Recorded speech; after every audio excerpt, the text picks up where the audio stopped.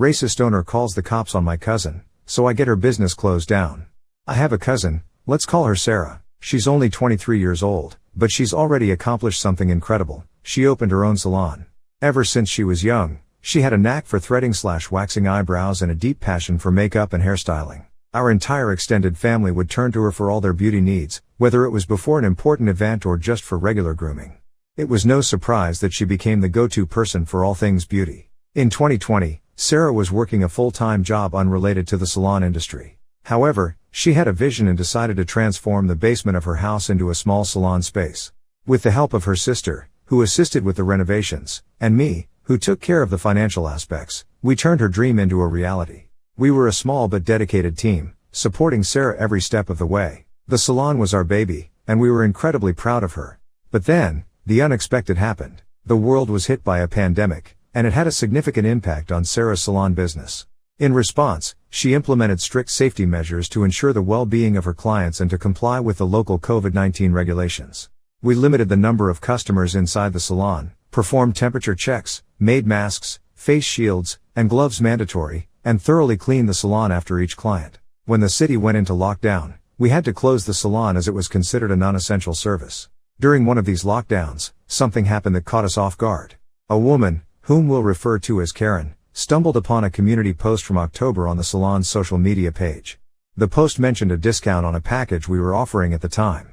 Karen, without realizing the date of the post or bothering to check recent updates, commented that she couldn't believe the salon was open during the lockdown while her own salon had to remain closed. This would become important later on. To our surprise, the next day, 2 police officers showed up at Sarah's door when she was away at a doctor's appointment. My aunt, who doesn't speak English fluently, informed them that Sarah wasn't home.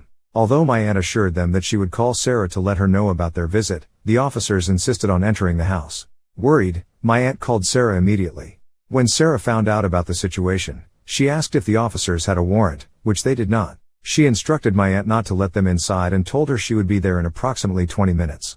As Sarah rushed back home, my aunt informed her that the officers had left. However, to our surprise, the officers returned half an hour later, demanding to see Sarah once again. Despite my aunt's pleas, they left a card and asked Sarah to call them back. After contacting the officers, Sarah discovered that someone had reported her business, accusing her of operating during the lockdown. The police claimed to have evidence. However, Sarah knew this couldn't be true, as her salon had been closed for a considerable period of time.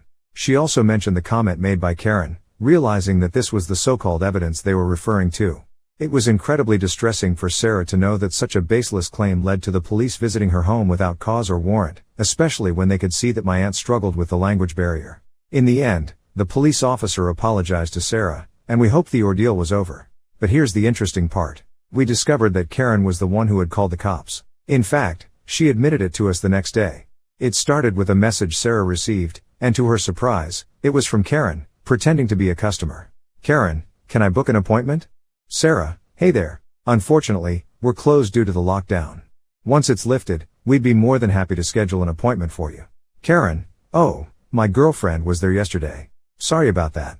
Sarah, you must be mistaken. The salon has been closed during the lockdown. Thank you. Karen, no problem, but I didn't get the date wrong.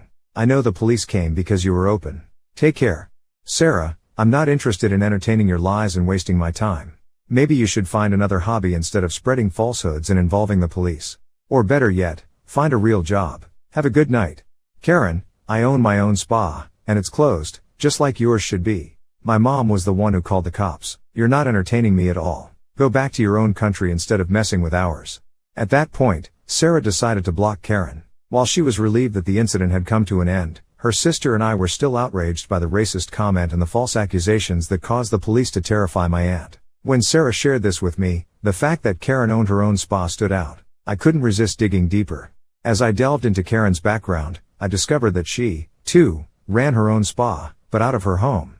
Further snooping revealed reviews from her clients posted during the city's lockdown periods. It seemed that she was providing services to clients at their homes, which was clearly against the regulations. Determined to expose her hypocrisy, I created a new Instagram account with a generic name and started following her page discreetly. Then, pretending to be a potential customer, I messaged her to inquire about the prices of her services. Me, hey, I love your photos. Could you please let me know how much you charge? Karen, hey girl, Thank you so much. What service are you interested in? Me, I'm really interested in the BB Glow Facial. Karen, that's awesome. It's my best seller. Normally it's $125, but we have a buy one get one offer right now. Me, that's a fantastic deal compared to others. When's your next available date? Karen, where are you located? I can't have people come to me during the lockdown, but I can travel to clients. Karen was clearly operating against the lockdown restrictions by going to her clients' homes instead of her own location.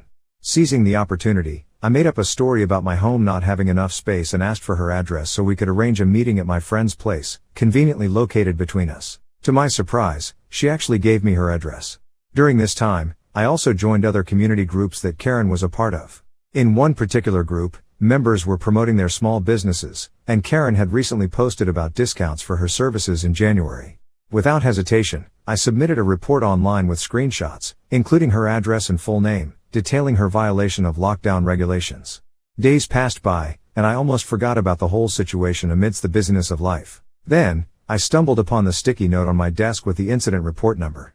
Curiosity got the better of me, and I decided to check its progress. To my amazement, it turned out that this wasn't Karen's first offense. She had previously been fined $750 for having a client in her home during the first lockdown. After that incident, she changed her business model, opting to travel to clients' homes instead.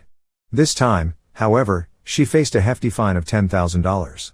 Still following her on Instagram, I couldn't resist checking her page. She had gone on a rant, vowing to do terrible things to the person who reported her.